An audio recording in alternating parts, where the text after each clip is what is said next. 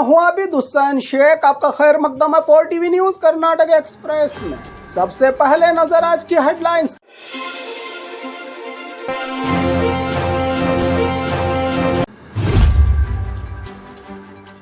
नफरतों का माहौल कब रुकेगा, कत्ल की वारदातों का सिलसिला। जिला सरकारी हॉस्पिटल के बाहर बीजेपी की हड़ताल। हुबली फसाद के अलावा 43 क्रिमिनल मामलों को वापस लेने वाली सरकार को हाईकोर्ट से लगा झटका। मुस्लिम डीसी को पाकिस्तानी कहने वाले बीजेपी नेता मांगे माफी, कर्नाटक हाईकोर्ट का हुक्म। राशन के चावल की कालाबाजारी, पुलिस की raid. BJP MLC Ravi Kumar के खिलाफ गुलबर्गा की सड़कों पर उतरी महिलाएं। साहिली इलाके में फिरका वाराना फसाद, आईपीएस अधिकारियों की सरकार ने ली क्लास। स्कूल के पहले दिन ही बच्चों से मजदूरी करवाने का नजारा। आज शाम तक माफी मांगे कमल हसन, फिल्म चेंबर से आई डेडलाइन। कुत्ते के भौंकने से मालिक पर हमला, बेंगलुरु में अनोखा मामला। अब खबरें विस्तार से।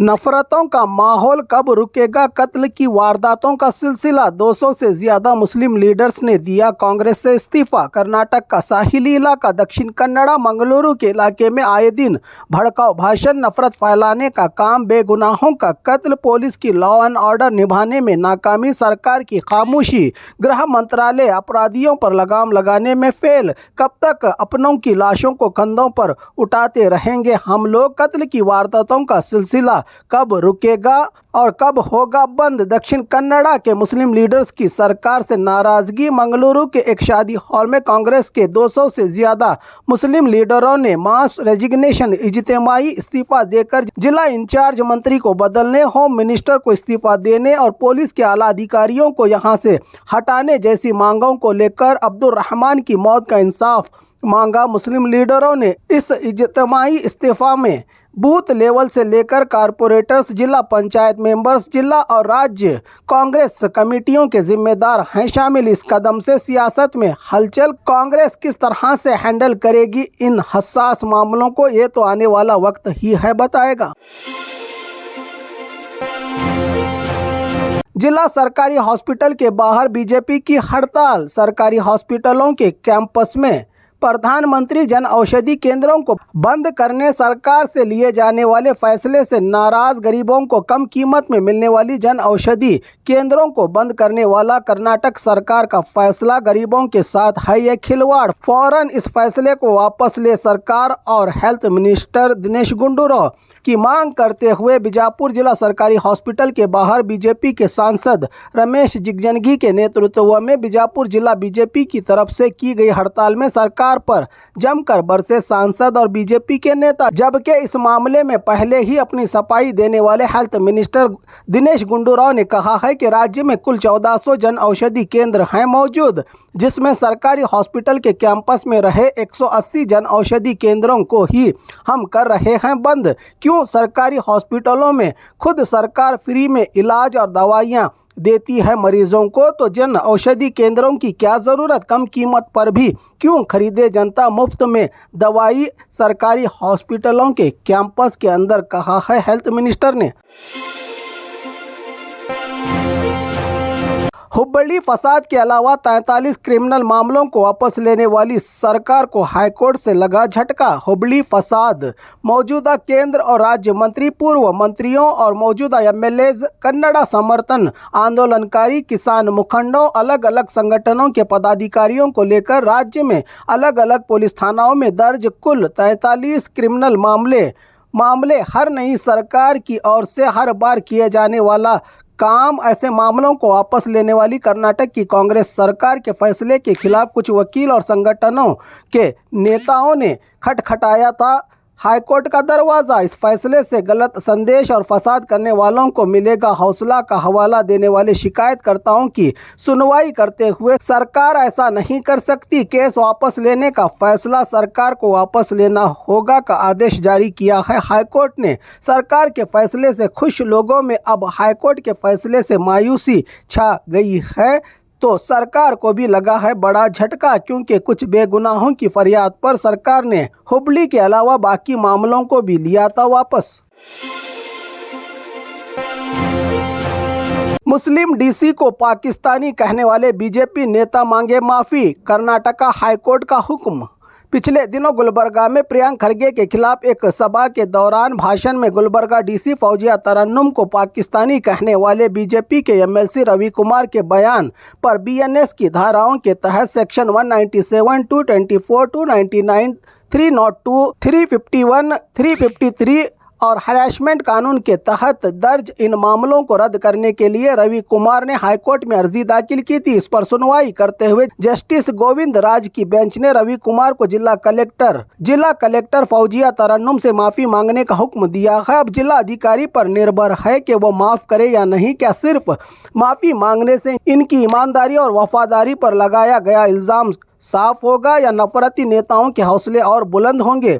पहले जो आया जबान पर बोलो फिर माफी मांग लो, यही तो रिवाज चल रहा है इन दिनों।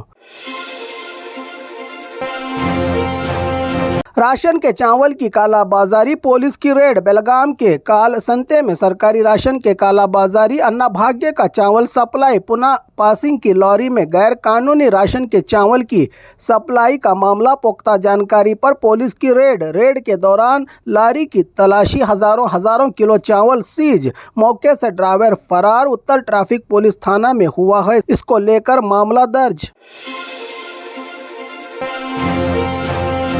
बीजेपी एमएलसी रवि कुमार के खिलाफ गुलबर्गा की सड़कों पर उतरी महिलाएं। गुलबर्गा डीसी क्या पाकिस्तान से आई हैं कहने वाले बीजेपी एमएलसी रवि कुमार के खिलाफ गुलबर्गा की सड़कों पर जिला कांग्रेस महिला घटक की ओर से कांग्रेस दफ्तर से लेकर टाउन हॉल तक नफरती नेता रवि कुमार के खिलाफ अपने गुस्से का इजहार करते हुए फौरन इस्तीफा देने और इस नेता पर कानूनी कार्रवाई करने की मांग की जो एक आईएएस ऑफिसर के खिलाफ बदजबानी करता है, कहा प्रदर्शनकारियों ने। साहिली इलाके में फिरका वाराना फसाद, आईपीएस अधिकारियों की सरकार ने ली क्लास।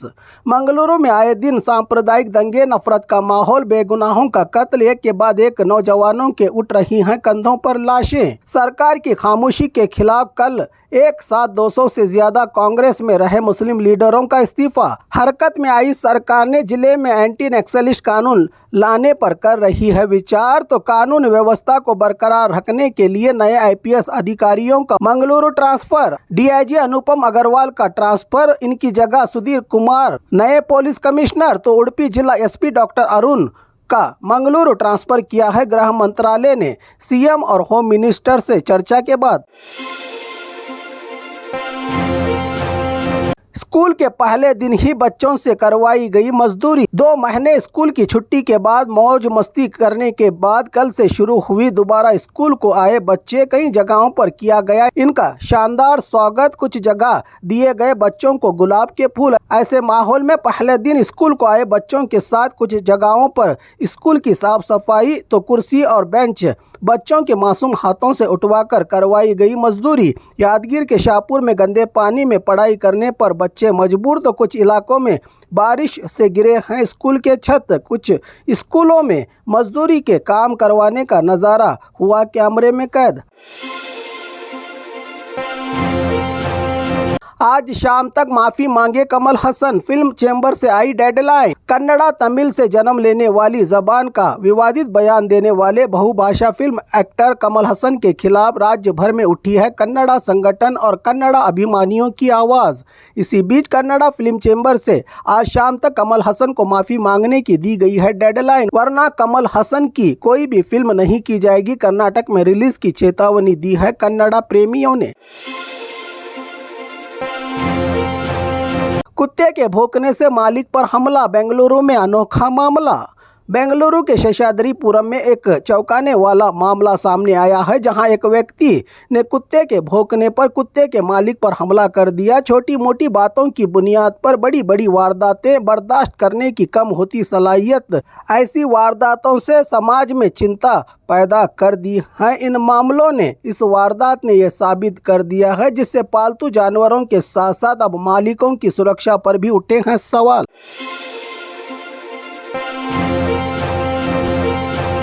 और खबरों के लिए देखते रहिए 4 TV न्यूज़ कर्नाटक एक्सप्रेस।